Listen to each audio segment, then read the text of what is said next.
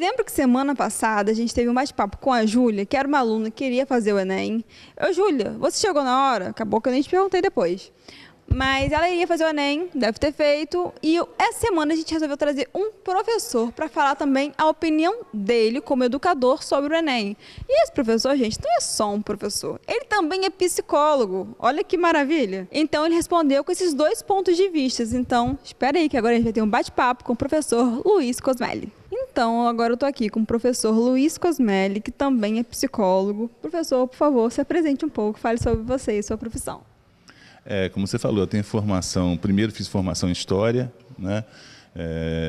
Para os estudantes que estão nos ouvindo, né? Eu fiz o que eu gostaria de ter feito, né? Eu queria estudar História e queria estudar Psicologia.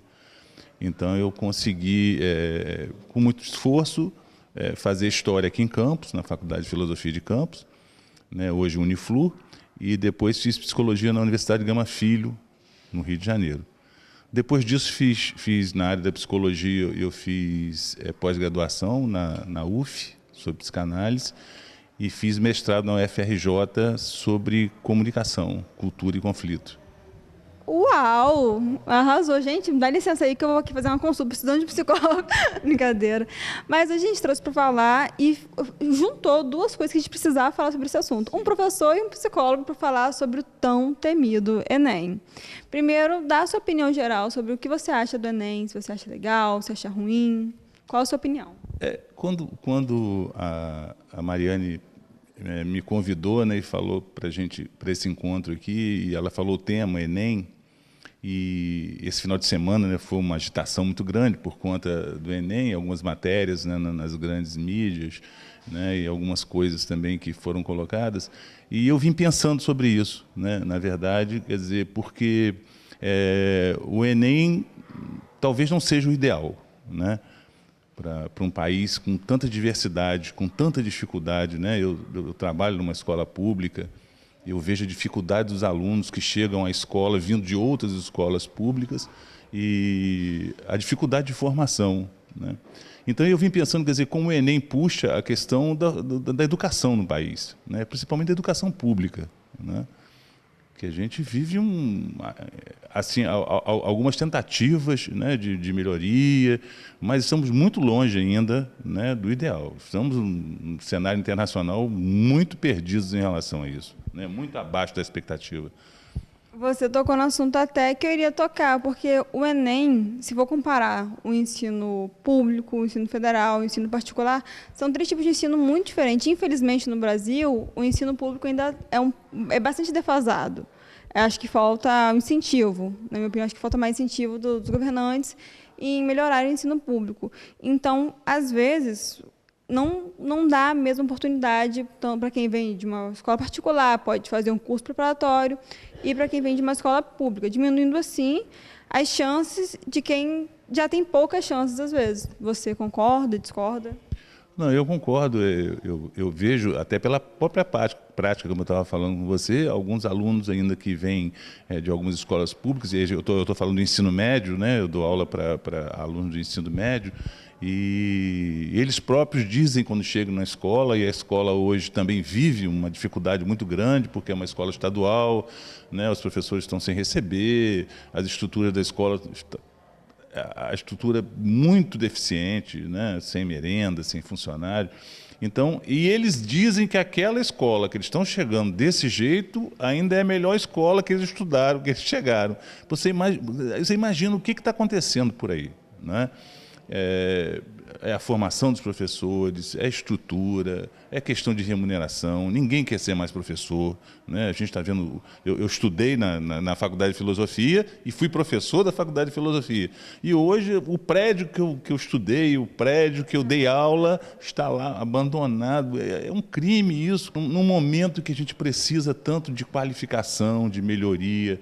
Então eu vejo assim com algumas reservas a questão. O Enem tem os seus prós? Eu acho que até tem, né, de oferecer oportunidades, alguma coisa assim.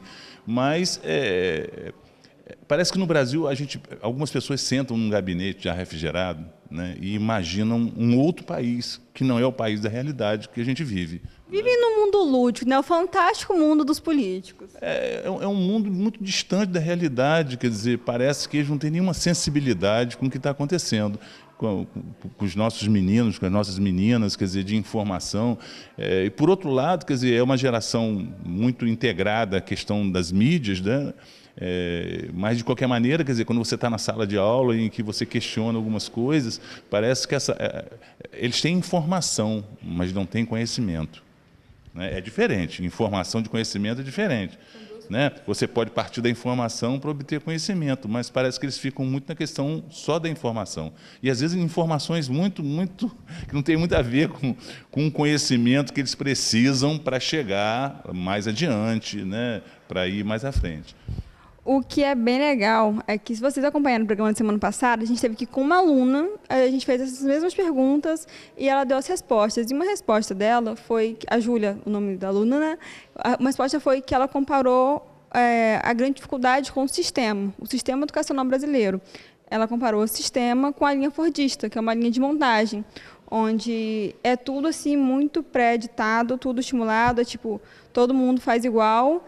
E chega no final, os alunos estão perdendo o interesse de aprender, porque só ficam ali numa parte teórica, que às vezes não é aplicado, mas não aprendem realmente a lidar com aquilo na vida. Você concorda com isso? É um sistema que você categoriza, né? Mas você nunca sabe o produto final. Quer dizer, eu faço o parafuso do carro, ela faz o volante, o outro faz o teto, o outro faz o motor, né? Mas a gente não consegue ver o final. Quer dizer, você não tem nenhuma ascensão a esse final.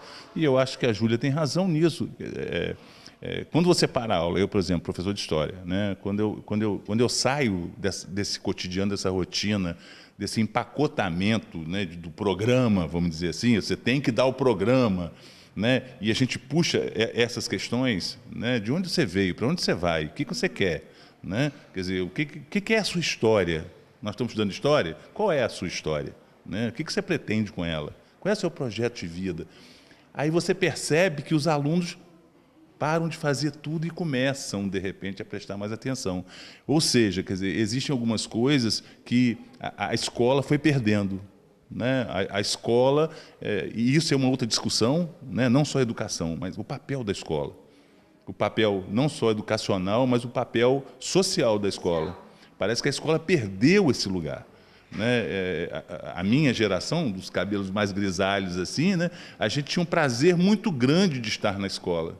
Né? A gente, quando estavam terminando as férias, a gente queria voltar para encontrar os amigos, porque a escola era um lugar, de repente, que acolhia, né?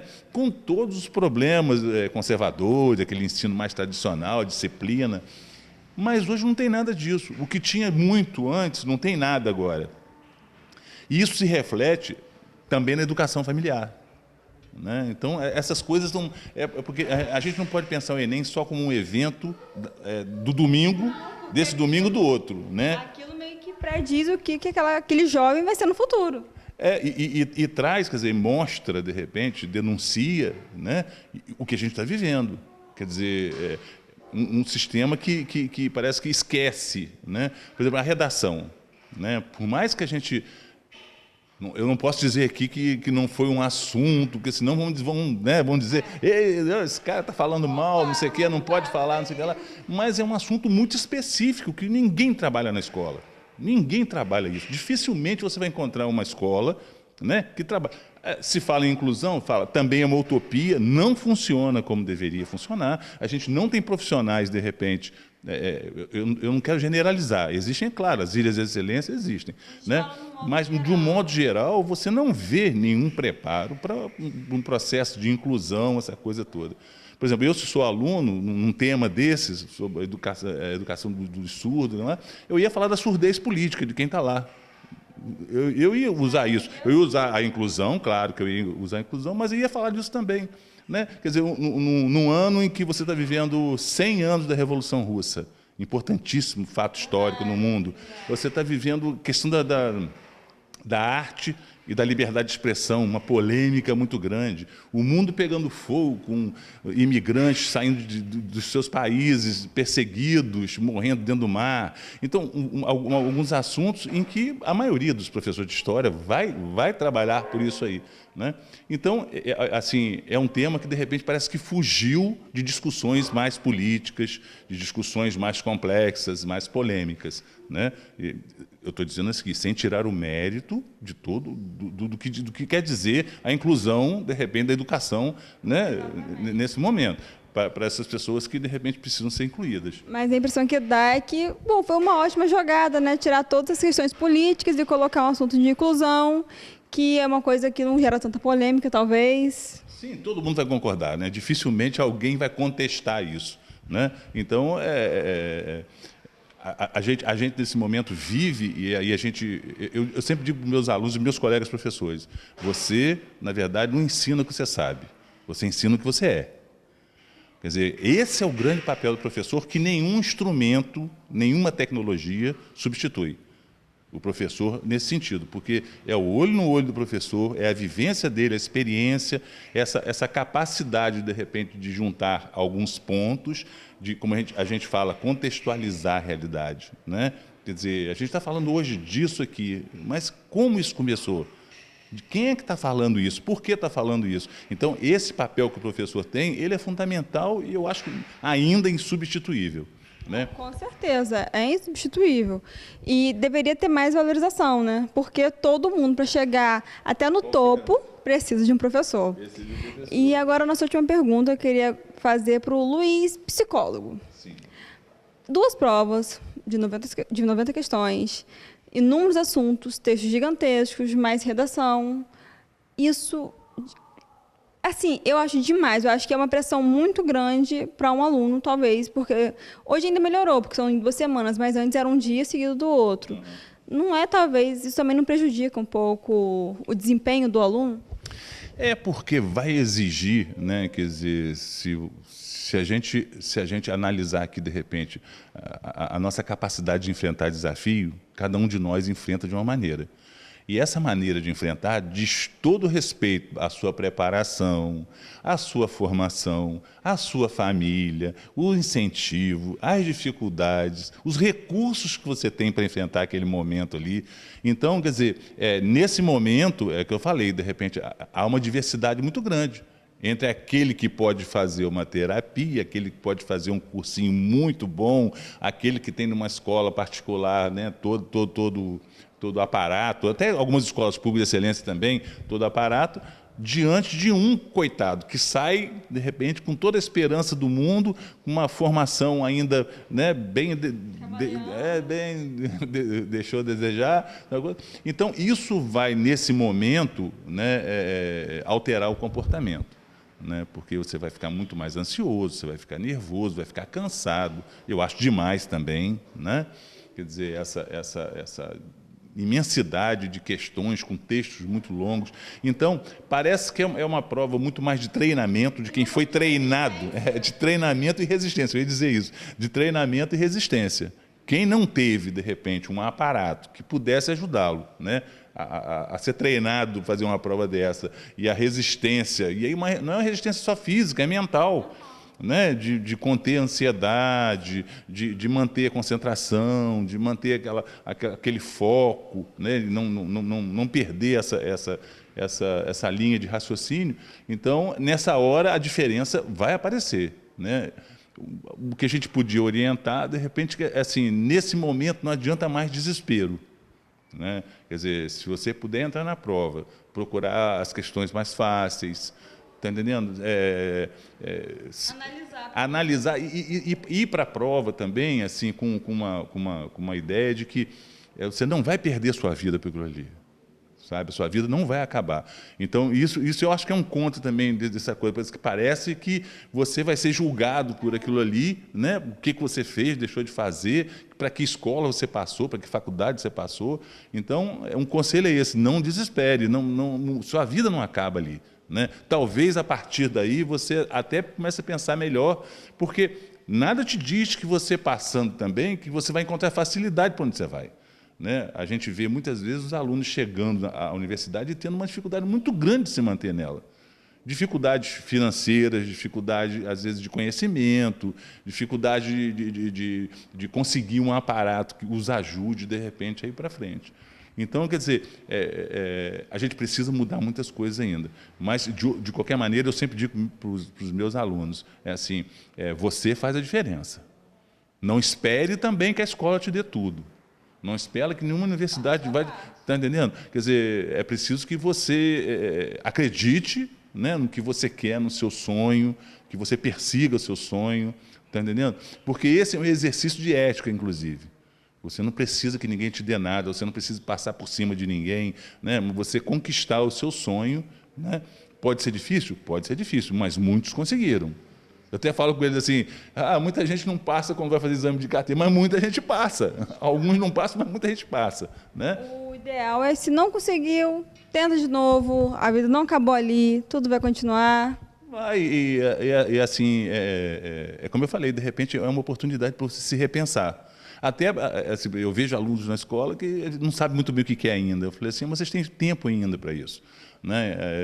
Eu me lembro que eu estava falando sobre a questão, uma menina falou assim, eu queria fazer medicina. Então, aí eu comecei a falar o que significa fazer medicina. Né? Você vai lidar com sangue, você vai lidar com alguns odores, você vai lidar com uma pessoa... Eu não posso ver sangue que eu desmaio. Eu falei assim, então acho que o seu caminho para a medicina talvez não seja por aí, talvez seja por outro caminho. Luiz, muito obrigada pela sua participação, por ter respondido as nossas dúvidas aqui. Foi legal ver o seu ponto de vista também. Como a semana passada a gente viu o ponto de vista de uma aluna, a gente viu o ponto de vista de um professor e de um psicólogo. Então, muito obrigada por ter vindo. Muito obrigado a vocês pelo convite. Eu acho que é importante a gente dividir isso, né? Quer dizer, com os alunos, com os professores, com os colegas, que passam por momentos muito difíceis, né? É uma categoria hoje muito penalizada, né? Na sua qualificação, na sua remuneração, nas suas condições de trabalho. Então, isso pode se refletir na sala de aula. Então, como eu disse para os alunos, também digo para os colegas, né? A gente não pode esmorecer nessa luta, né? O nosso papel é fundamental. Só para finalizar, eu entendi isso quando eu encontrei, agora, pouco tempo atrás, alguns ex-alunos, né? E eles me disseram algumas coisas que eu disse para eles que eu não lembrava. Você me disse uma vez que se eu não fizesse isso, lembra que você me botou um apelido tal e eu não lembrava disso. Então, como o nosso papel ainda é importante. Então, essa relação professor-aluno, né, é uma relação rica e que pode fazer um futuro melhor para todo mundo. Então é isso, gente. Obrigada mais uma vez. Um bom Enem para vocês. Agora a gente volta lá para o nosso estúdio. E aí, o que vocês acharam do bate-papo? Eu adorei. E eu curti também que ele levantou assuntos que a Júlia já tinha levantado antes. E o legal foi que professor e aluno têm opiniões também parecidas sobre o Enem. Então, assim, vamos repensar, talvez. Mas agora, não é hora de repensar muita coisa, não. Agora vocês têm aquela piscadinha de olho para fazer algumas coisinhas e já voltar, que eu te espero aqui.